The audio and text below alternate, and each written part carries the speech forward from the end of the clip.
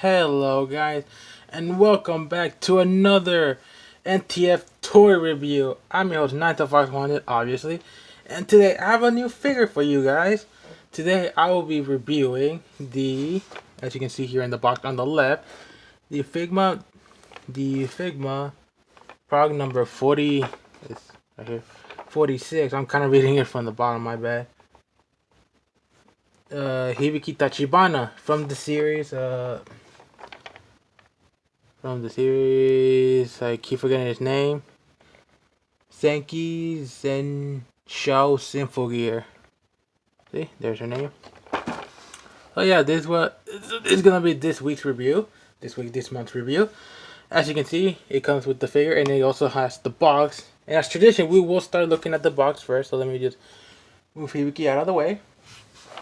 We'll take a look at the box. As you can kind of see as I kind of already demonstrated, because I kind of failed at remembering the name of the title, the name of the show, of the anime. As you can see, here's where will be Hibiki right here. Here's all of her accessories. Here's what it looks like. It's kind of cool. As you can see, this Figma, of course, right here. There's a little something, I don't know what that is. And of course, like I showed you earlier, there's the name of the series right there. Action figure Figma. Prog number 146. If I'm saying this is actually a lot. I think this is actually like even sooner than the Madoka like figures that I reviewed. Of course, you can see Figma, and of course you can see Hibiki. You see Hibiki like doing a little pose. There you go. On the side, there's that. Just more Figma. On the top, more of the same. They're doing another pose. At the bottom, the exact same. And now in the back, you'll get a few more poses that you can do, which are kind of cool. I should take a closer look at it.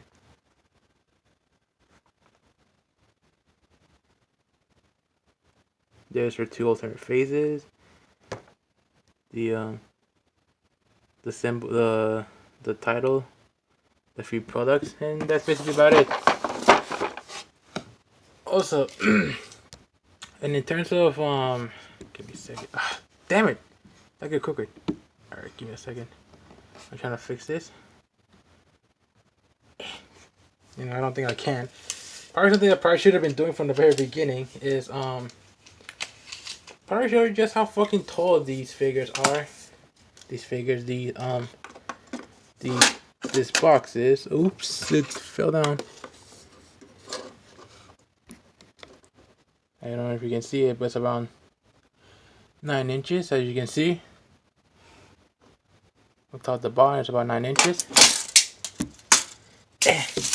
I actually decided to take out a ruler just for this occasion, just mostly because, yeah, I wanted to show you guys the sizes of this. Also, I'm moving the box out of the side and moving onto the figure. I actually wanted to show you guys the fucking sizes because that's the one thing I kind of keep forgetting.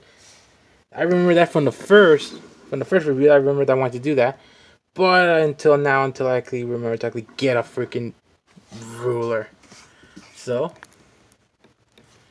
here we have Hibiki herself, and admittedly, this is actually a really cute design. I'm not exactly a huge fan of the design. It's kind of, but this is mostly because this is actually the first season. Because this actually is based off of the first season of Symphogear, unlike some of the, which is kind of weird, since it's, well, I don't know. I think, but yeah, because this figure was made around the time the first season was out, if I'm not mistaken. Anyways, let's take a look at the. Zoom in. You can look at the details. As you can see here, here's Hibiki's face. It's kind of cool. Nice purple. Let's see if I can lighting it works. Oh yeah, lighting it does work. Cool. You kind of see a little bit better. See the little helmet, really pointy. You insert it all the way in the back, which is kind of cool. I love her headphones. Her little, I don't know what the fuck this is supposed to be. Her little collar, which actually is made out of a really soft plastic, so you can move it out of the way. You see on the front, you can actually see these, her little, her fucking, what's it called? Like, I've seen basically every single season of the show, but I can't remember the fucking name. The thing, the relic or whatever the hell it's called. Take a look at the body. Kind of cool. All of this, I think, if I'm not mistaken. Yeah, I think, yeah, all of this is actually, well, this black part is made of a soft plastic. See the little arms, which are kind of cool. I like these little gauntlets. That's one thing I kind of do like is the little gauntlets. Though they look better in later seasons. On the back, you have these little spikes, which immediately I will get into because these bitches are annoying as fuck. But we'll get into her well-toned ass, which is made out of a really soft plastic, so it won't get out. So it'll get out of the way when. So she'll be able to have her toned ass even when you're posing it, even though it kind of just, yeah. Down to the leg.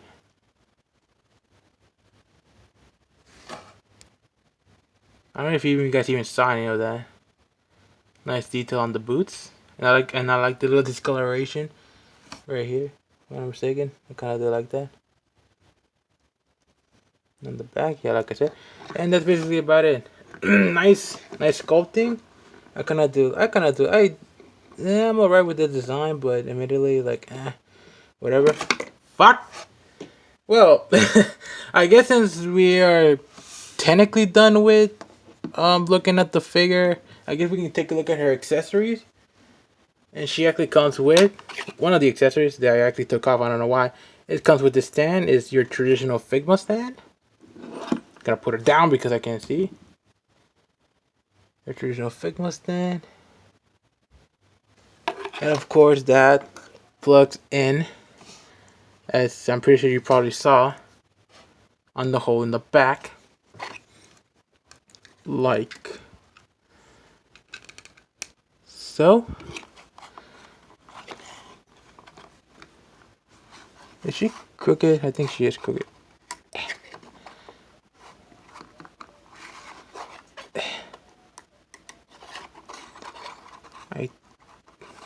I think that's alright. I think that's alright. Cool. And that'll allow her to stand on her. She's able to stand on, as you can saw like early in the video, she's able to stand on her own very well. Her little feet are wide enough to allow her to stand. But if you have trouble, you do have to stand, and it will also allow you to do some aerial poses if you so wish. Now that's one of the accessories. Now let me cut so you can get the rest of them out of the box. Give me a second. Hibiki here, of course, like most other Figmas, comes with alternate faces. Not only does she has her normal default smiling face, she also has this action face.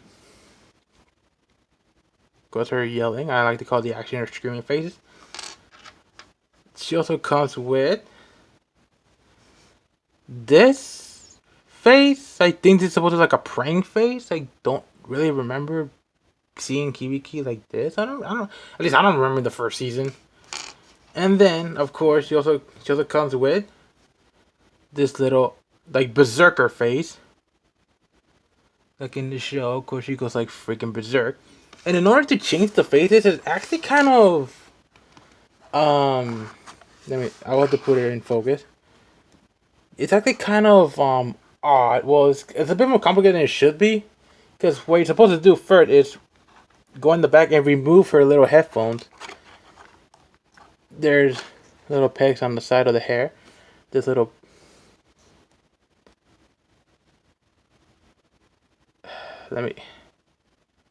little pegs right here, in which you're gonna hit the little pegs right there, which will connect.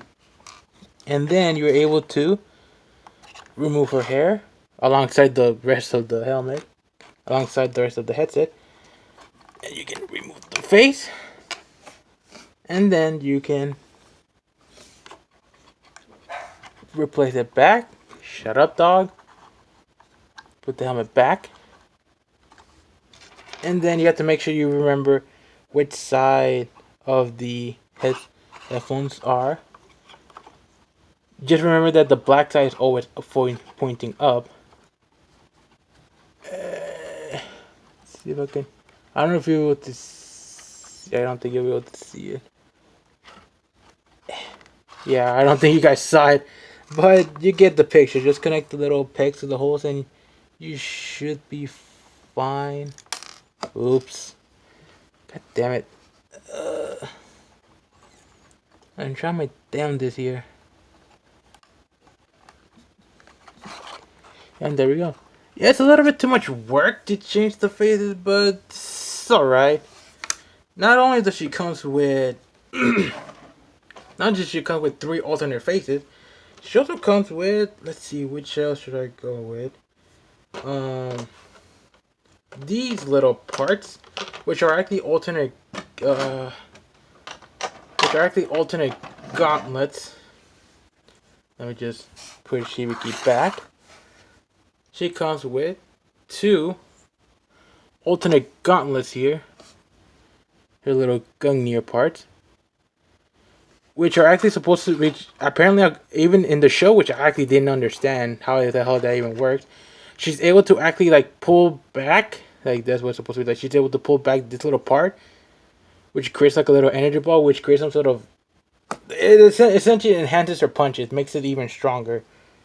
I don't know how the hell that works, but alright. And in order to change the gauntlets, you have to first, remove the hands, which I will get into the alternate hands later, and then remove the gauntlet. I like to call it gauntlet. And then if you want, you can put like the you put the alternate hand inside, as so. It's a little bit tough, but you can get it, and then put that inside. Let me just bend the elbow so I can make it slightly easy on myself, because I don't want to hit the... Let's see here. It's a little bit tough to get it in. As a matter of fact, it just immediately came off. It's a little bit tough. Yeah, it's a little bit tough, honestly. Like, it looks cool, but admittedly, give me a second. There you go. It was a bit of pain in the ass, but there you go. There's one of the gauntlets on. So I will take it off so that, of course, you... God damn it, dog. God damn it. As you can see, there's the gauntlet. It kind of limits the movement of the elbow, of the hand. But whatever at this point. I rarely have her in this configuration with this thing on. Anyways, I rarely have her with these gauntlets on anyways, so it doesn't really matter. Let me just put this back the way that it should be. There you go. And not only that, you also get some... Here we go. You get some punching effect parts, which are pretty cool. I kind of do like that, so let me just see if I can... If I'm not mistaken, yeah, it depends on the... There's little... Let's see. I don't know if we can barely see it. Let's see. There's almost like little grooves inside, which is supposed to indicate how it's able to fit on the hand. I think I got the wrong one. Yeah, I think I may have gone the wrong one. I think it's this one. You can see like the groove that's supposed to fit inside of the hand.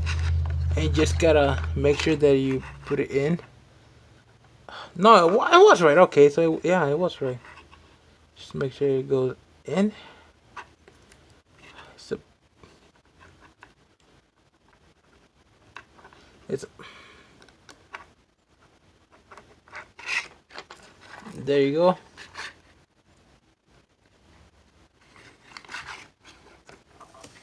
Let's see. Let me turn off the thing. Sorry, this is a mess, but it's been a while since I.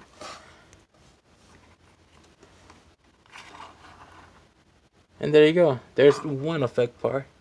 It's kind of cool. You have a little punching effect part. Let me just remove that because it's a big pain. Or I can just remove the entire. Or I can just. Alright. There you go. Yeah, that's kind of a problem with this figure. But I won't blame it too much on the figure. Well, I'm not going to blame it too much since I got this figure second hand. So of course some of the joints are going to be a little bit looser than I would have liked. And for the final accessories before we get to the hands, you get these alternate ankle parts. Get these alternate ankle parts, which are actually supposed to be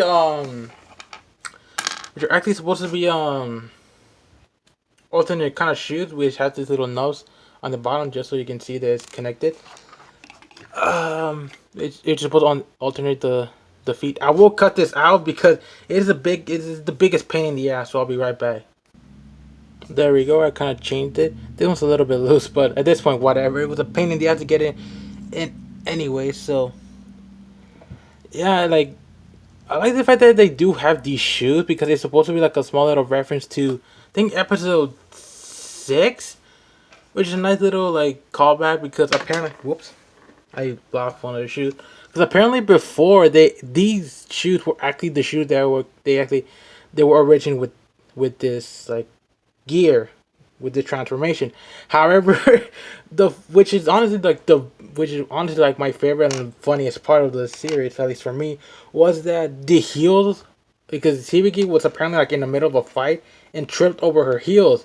So instead, she was like screwed it and broke the heel off, which is why there's this white piece at the bottom, making it flat instead of this heel thing. Well, because it was a small little joke that I appreciate, especially for someone who loves watching magical girls, but never understood why the fuck, or like most other like female characters in medium history, like why the fuck would you wear heels on a battlefield? How the hell are you moving? So I love the fact that she essentially made fun of that. Just said no, you can't. So I'll just break the heel off for better mobility. So this is nice little. It's just a nice little joke, but I will take these off. Give me a second. And now for the final set of accessories, you get alternate hands. Obviously, of course, you get the traditional. You get the traditional spread hands. You have these little clenching. Let's see. There we go. You get these. Got the traditional spread hands, clenching hands. Got these little saluting hands. And then you have these little grabby hands, which they don't have anything to grab on, so I don't know how useful that is. And in order to remove it, you need, okay, let's see. In order to remove it, you just have to just come to the arm. Just come to the arm. Yank this out.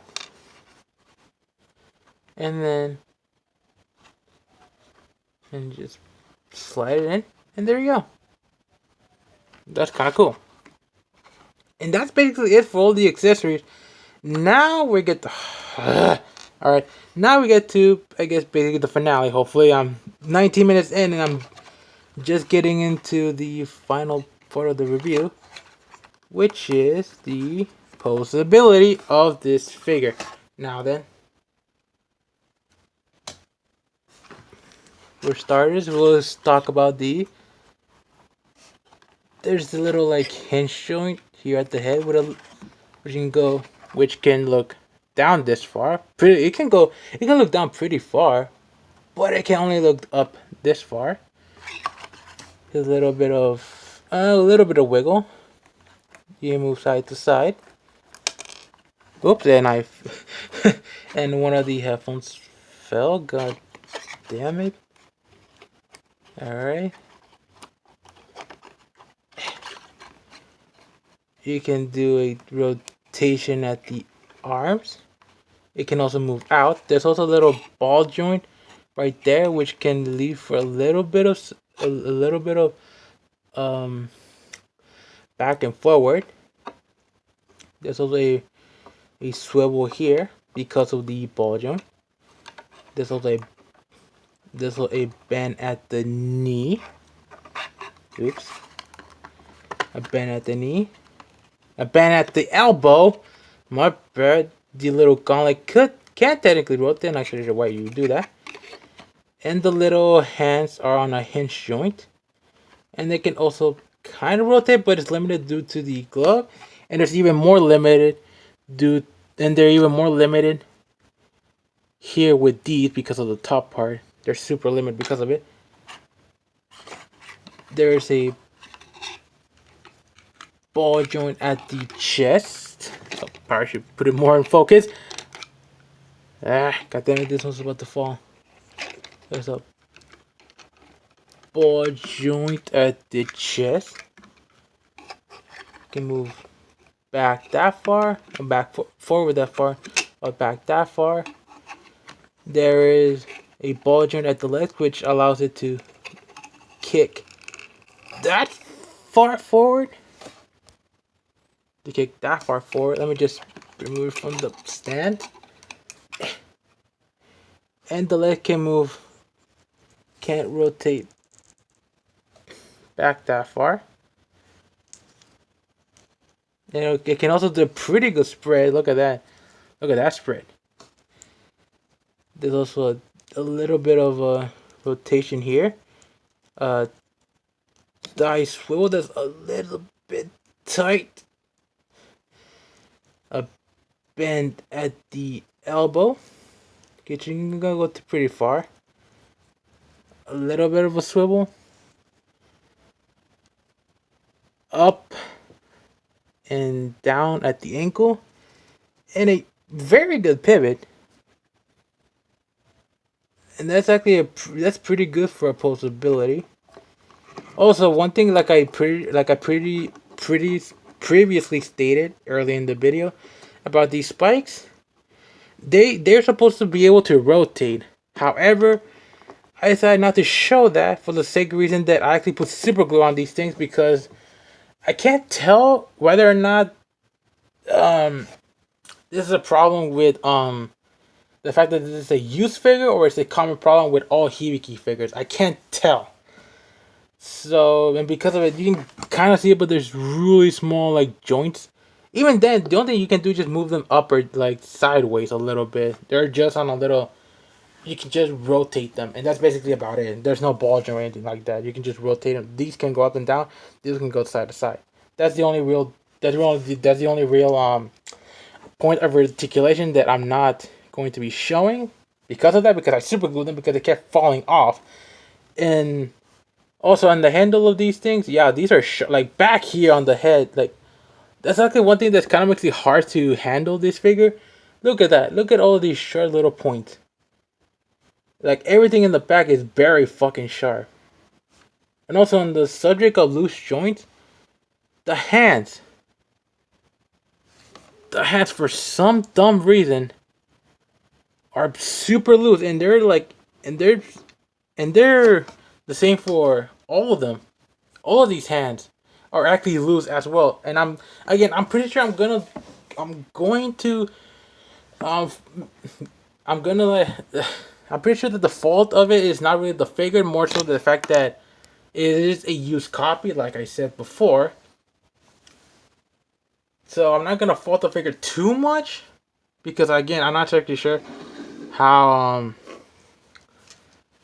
how much of it is actually because of the figure's fault and how much of it because it is a used figure. Now then, and now with all the possibility out of the way, now we can get to the little size comparison. And now that I have the ruler, here she is right next to the ruler, which is she's about 5 inches tall, which is kind of cool.